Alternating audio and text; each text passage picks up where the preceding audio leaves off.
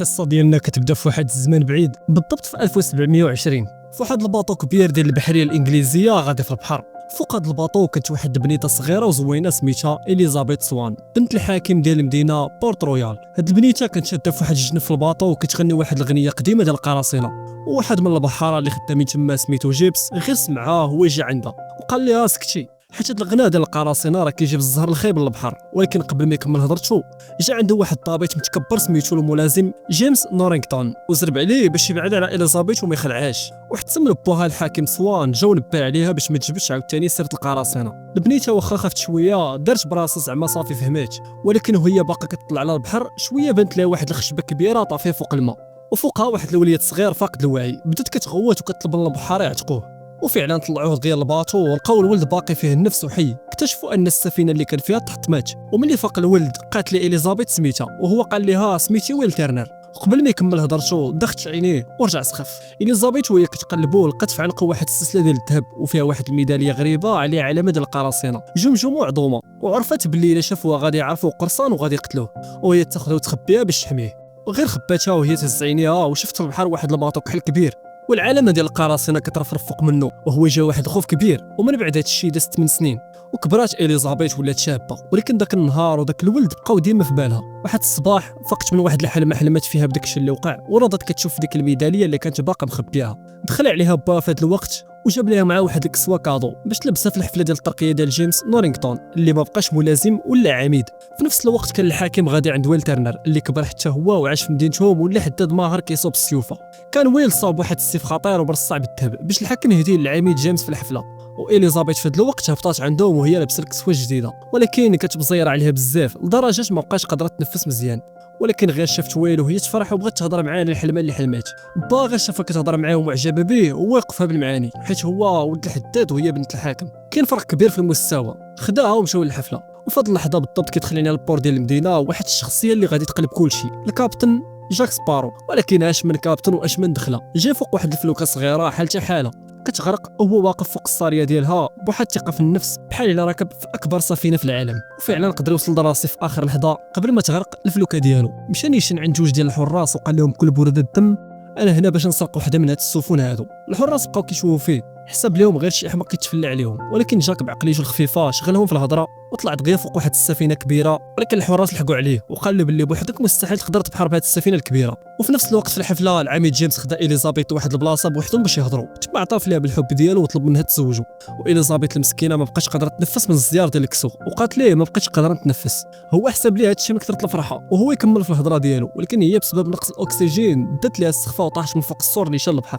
جاك سبارو اللي كان قريب من تما غير شافها طاحت وهو يغوت على الحراس باش ينقذوها، ولكن هما قالوا ليه باللي ما كيعرفوش يعوموا. وجاك بلا ما يفكر جوج مرات نقص باش يعتقها. واللعيبه الغريبه اللي وقعات هي ان الميداليه اللي كانت لابسه اليزابيث غير وسط الماء وهي طلق واحد الموجه غريبه في البحر، والجو تبدل في ديك اللحظه. جاك قدر يوصل اليزابيث وخرجها، وغير شاف فيها ديك الميداليه هو يسولها منين جبتي هادي. وقبل ما تجاوبوا جابها والعميد جيمس، وبلاصه ما يشكروه امر جيمس الجنود باش يقبضوا عليه حيت عرفوا قرصان وبغاو يعدموه في البلاصه. ولكن اليزابيث وقفت في وجه جيمس وقالت له ما يمكنش تقتل الراجل اللي عتق لي حياتي واخا يكون اللي كان.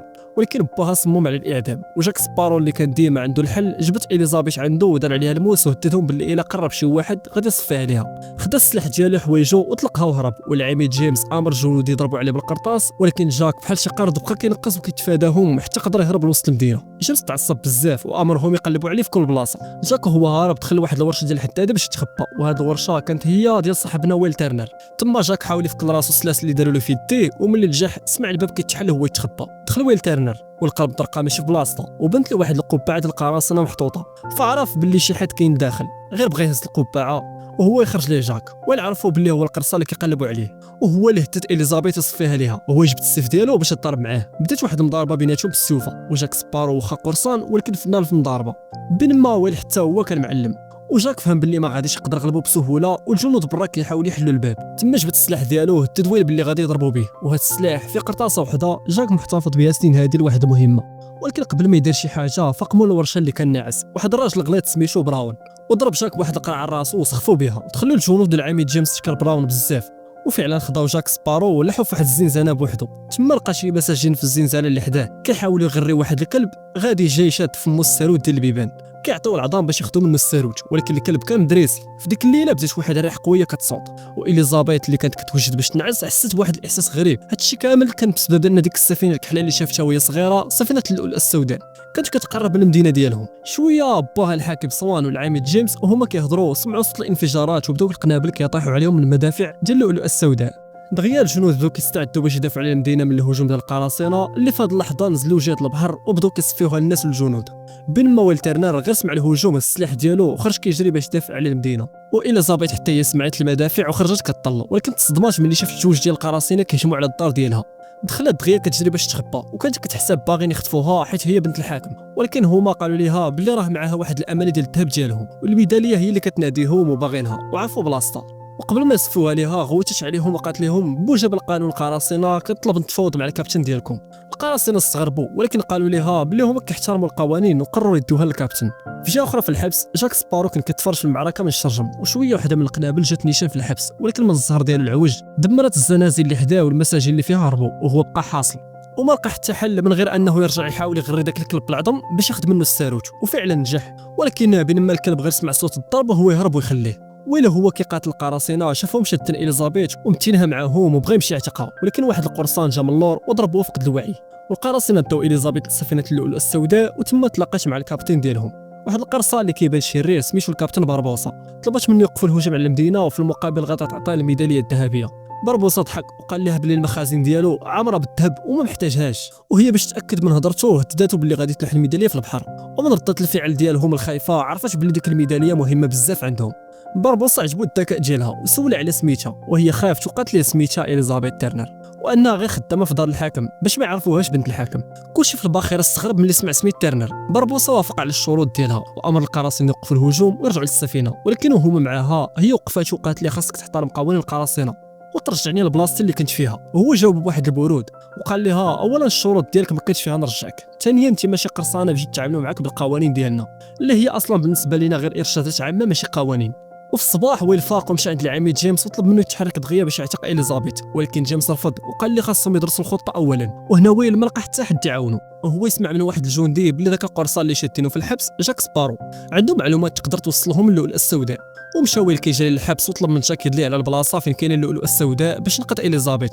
جاك رفض وقال لي ما عنديش مصلحه نعاونك وانا محبوس هنا. ويل قال ليه الا عاونتيني نعتقها انا نقدر نخرجك من هنا حيت انا حداد. جاك كان باغي يرفض، ولكن ويل قال ليه وسميتي ويل تيرنر. جاك غير سمع سميت تيرنر عينيه لمعو ووافق في البلاصه يعاونو. وفعلا ويل حرر جاك من الحبس وهربوا، ومشى جاك نيشان وسول على ديك السفينه السريعه اللي كانت تحت القياده ديال جيمس. طلب من البحاره اللي فيها ينزلوا، ولكن هما ضحكوا عليه قالوا ليه جوج ديال الناس ما يمكنش يبحروا بها. وجاك هددهم وخلاهم ينزلوا بالزز. في الوقت اللي العميد جيمس ملي عرف اش واقع خدا سفينه اخرى ومشى باش يتبعهم.